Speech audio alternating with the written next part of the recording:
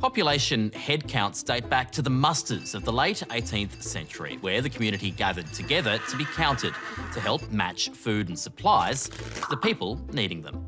But the first census in Australia, as we now know them, was held in New South Wales in 1828. Each of the colonies conducted its own census until 1886. Not that everyone was counted.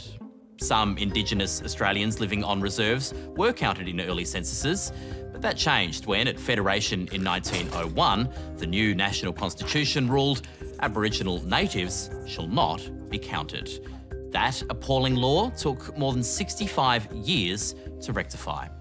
For 1911's census, around 7,300 people collected 4 million census cards from across the nation, on foot, bicycle and horseback. 3,600,051. Those 4 million cards were then counted by hand. 3 million. Sorry, mate, I think you've missed one there. 1, 2.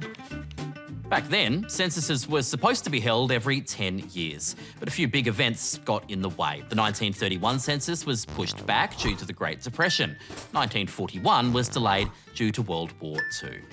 The census isn't just about urban planning. Early 20th century counts contributed to a medical breakthrough, helping find the link between infectious disease rubella and birth defects.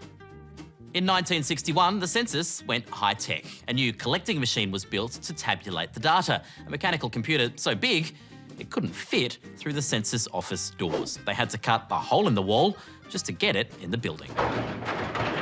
That big boy didn't last long though. 5 years later, it was replaced by electronic computers.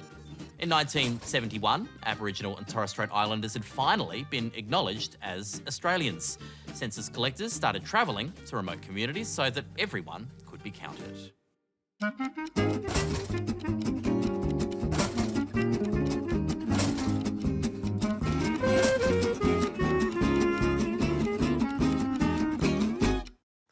Fast forward a few decades, and in 2001, people were asked permission to let the ABS keep their details, including their name, to be released to future researchers 99 years later.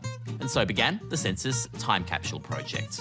The first capsule opening will be on the 7th of August in the year 2100. Save the date. From then, the census leapt onto the digital highway. Paper forms are so last century. In 2006, for the first time, you could do the census online. And in that year, 10% of households chose to do so. That grew to a third of us in 2011. And in 2016, when the digital became the default, almost 60% did so. Not without pain, though. On census night, the ABS website crashed as thousands were trying to do their civic duty. With Australians being denied service, the Bureau eventually shut the website down to prevent information being stolen. And that brings us to today. To avoid the problems of 5 years ago, we now don't all have to do the census at once. For the first time, there's a window to complete it.